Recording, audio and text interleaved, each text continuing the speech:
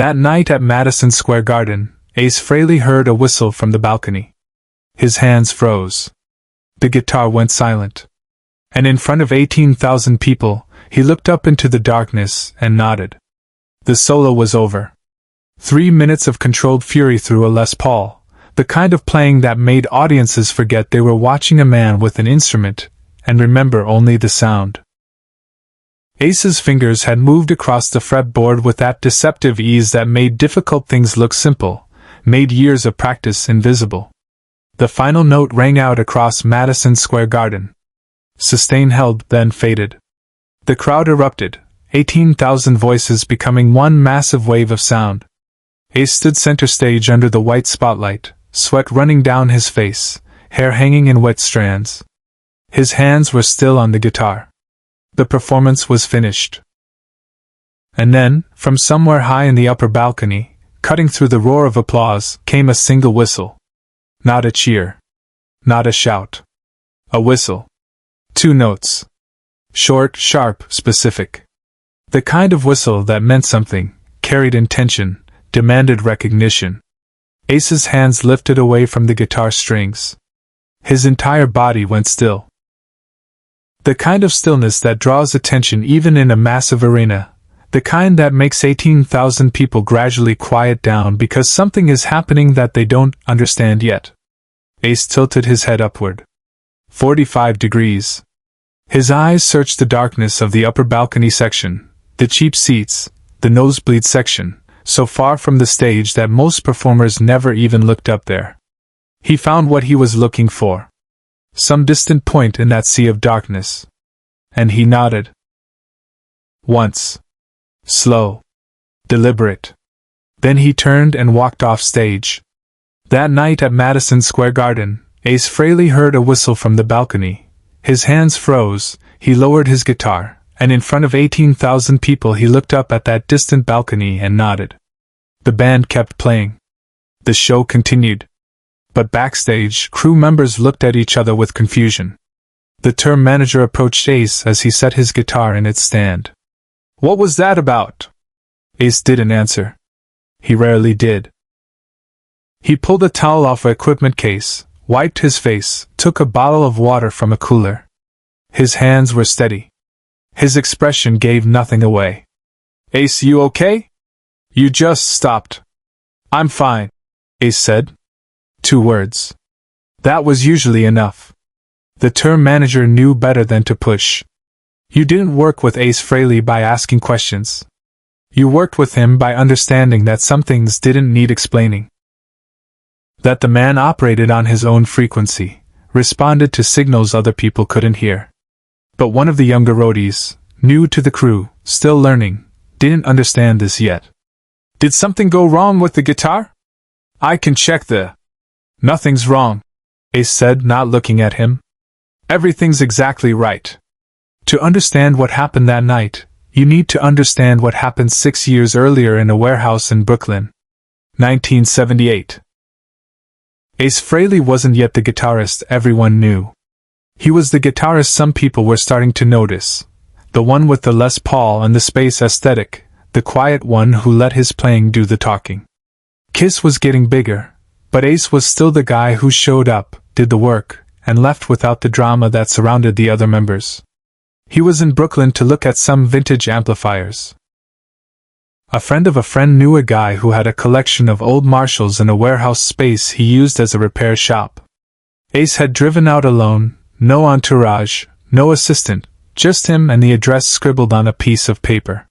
The warehouse was exactly what he expected: concrete floors, fluorescent lights, the smell of solder and machine oil, racks of equipment in various states of disassembly. The owner was a man in his 60s named Frank, heavyset, wearing coveralls, hands permanently stained with grease and electronic components. "You're the space guy," Frank said when Ace walked in. Not a question. Not impressed. Just an observation. "I'm the guitar player," Ace corrected quietly. "Same thing, isn't it? You guys with the makeup. The rockets. Whole production." Ace didn't respond. He'd learned early that you can't argue yourself out of other people's assumptions. You just prove them wrong or you don't. Words rarely helped. Frank showed him the amplifiers. They talked specs, tubes, transformers. Frank knew his equipment. You could hear it in how he described circuit modifications, potential issues, the particular character of each amp. This wasn't a collector trying to make a profit. This was someone who understood the machinery. They settled on a price for 2 Marshalls. As Ace was writing the check, Frank said, "You know, my nephew plays guitar. Kid's 16. Pretty good. Wants to be like you guys. He should be like himself," Ace said, handing over the check. "That's what I tell him. But he doesn't listen to old men." Frank paused. "He's upstairs. Been up there since you got here. I told him not to bother you." Ace looked toward the metal staircase leading to a second-floor office area. He could see a face peering down through the railing, young, teenage, trying to look casual but clearly dying to come down. "He can come down," Ace said. The kid practically flew down the stairs. Skinny, all elbows and nervous energy, carrying a beat-up Stratocaster that had seen better days. His name was Danny. He was 16. And he had that look, the one Ace recognized because he'd worn it himself years ago. The look of someone who believed guitar playing could save them from something, even if they couldn't articulate what. "Mr. Frehley, I just want to say—" "Just Ace," Ace interrupted. "Ace. Right. Sorry. I saw you guys at the garden last year. Upper balcony. My dad took me for my birthday. And the solo you did on shocked me. I've been trying to learn it for 6 months and I still can't get the middle section right." Ace looked at the kid's guitar. "Show me." Danny's hands were shaking as he plugged into one of the amps. He played the opening of the solo, decent, actually. Better than decent. He had the phrasing mostly right, the feel was there. But when he hit the middle section, the cascade of notes that Ace had built around a specific harmonic concept, Danny's fingers stumbled. He tried to power through it, made it worse, stopped. "I keep messing up right there," Danny said, frustrated. "I know what it's supposed to sound like but I can't make my hands do it." Ace held out his hand. "Let me see the guitar." Danny handed it over like he was passing a sacred relic. Ace plugged it in, adjusted the tone knob, played the opening of the solo exactly as he'd recorded it. Then he got to the middle section, the part Danny was struggling with, and he slowed it down. Way down. Breaking it into pieces. Showing the fingering, the hammer-ons, the way the notes connected not through speed but through understanding the path between them. He played it 3 times. Each time a little faster. By the 3rd time it was up to tempo. "It's not about making your fingers move fast," Ace said, handing the guitar back. "It's about knowing where they need to go and trusting they'll get there." Danny stared at the guitar in his hands like Ace had just handed him a map to buried treasure. "Now you try," Ace said. Ace didn't defend himself. He never did. Danny played the section again. Slower this time, paying attention to the path between notes rather than trying to force speed. It was better. Not perfect, but better. Functional. He looked up at Ace with something close to awe. "That's... I actually got through it." "You already had it," Ace said. "You were just trying too hard." They talked for another 20 minutes. Ace showed him a few other concepts. Hand positions. How to let the guitar do some of the work instead of forcing everything. Danny absorbed it all with the intensity of someone who knew he was getting something rare, not just technical advice, but time with someone who understood what it meant to need the guitar. As Ace was leaving, Danny said, "Thank you. This really means something." Ace nodded. "Keep playing." "I will. I promise." Danny hesitated, then added, "If I ever see you play again, I'll let you know I'm there. I'll do our whistle. My dad taught me this whistle. It's kind of our thing. 2 notes. If you ever hear it, that's me." Ace paused at the door. He looked back at the kid standing there with his battered Stratocaster, all 16 years of hope and determination. I'll listen for it, he said. 6 years later, Madison Square Garden, 1984. The whistle from the upper balcony. Subscribe and leave a comment, because some moments only make sense when we remember them together. Backstage after the show, Ace sat in his dressing room.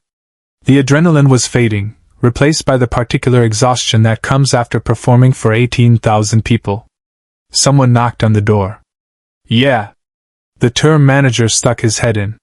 There's a kid out here. Says you told him to come back after the show? Says you know what he was talking about. Ace stood up. Send him in. Danny walked in. Not 16 anymore. 22 now.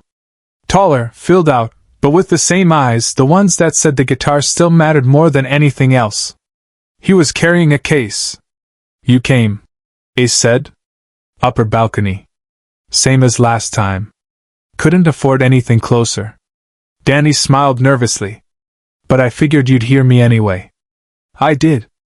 Danny set the guitar case down, opened it. Inside was a Les Paul. Not new, not expensive, but maintained with obvious care. I've been playing professionally for 2 years now. Session work, mostly. Some small tours. Nothing like this. He gestured around at the dressing room, meaning the whole operation. But I'm making a living. Playing guitar. Actually doing it. Good, Ace said. And meant it. I wanted you to know. That day in my uncle's shop, you probably don't remember, but I remember, Ace interrupted. Danny's eyes widened slightly. You do? You asked about the middle section of Shock Me. You had the feel right but were forcing the technique. Yeah. That's... Danny shook his head, almost laughing. Yeah. That's exactly it. They talked for 15 minutes.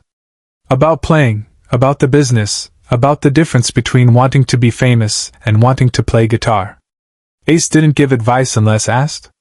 He just listened, responded when necessary, offered perspective when it seemed useful. As Danny was leaving, Ace said, Next time you're in town, call the office. Leave your name. They'll get you better seats. You don't have to. I know, Ace said. But you shouldn't have to sit in the balcony to be heard. Away from the spotlight, Ace made a choice no one expected. 3 weeks later, Ace was in a studio in Manhattan working on some solo material. His producer mentioned they needed a session guitarist for some rhythm tracks. Someone solid. Doesn't need to be flashy. Just needs to serve the song. I know someone, Ace said, and gave him Danny's name. The producer called. Danny came in. He played the session. He was good, exactly what the project needed. Professional, prepared, no ego. The producer used him on 2 more sessions that month. 6 months after that, Danny was working steadily. Studio gigs, touring work, teaching on the side. He wasn't famous. But he was playing. Actually making a living with his hands on a guitar. The thing he dreamed about at 16 was now his daily reality. He never told people about meeting Ace Frehley in his uncle's warehouse. He never talked about the whistle at Madison Square Garden. Those things were private. Sacred, almost. The guitar world was full of people who name-dropped, who turned brief encounters into inflated stories of mentorship and friendship. Danny understood something that Ace had shown him without words. Some connections don't need to be explained. Some moments of recognition happen in silence. Years later, Danny played on a record that went gold. When the liner notes were printed, he added one line in small text at the bottom. For Ace, who listened. Ace saw it. He never mentioned it. But 6 months later, Danny received a package. Inside was a guitar pick. One of Ace's stage picks, worn smooth from use. No note. No explanation. Danny kept it in his wallet for the next 30 years. Share and subscribe. Some stories deserve to be remembered. In 2019, Danny's son asked him who the greatest guitarist he'd ever seen was. Danny thought about it for a long time. Then he told him about a warehouse in Brooklyn, A 16-year-old kid who couldn't play a solo right, and a man who took 20 minutes to show him it wasn't about speed. He didn't teach me guitar, Danny said. He taught me to stop trying so hard. That whistle at Madison Square Garden wasn't about performance. It was about recognition. 2 notes across impossible distance. 1 nod in return. No words needed. Never did.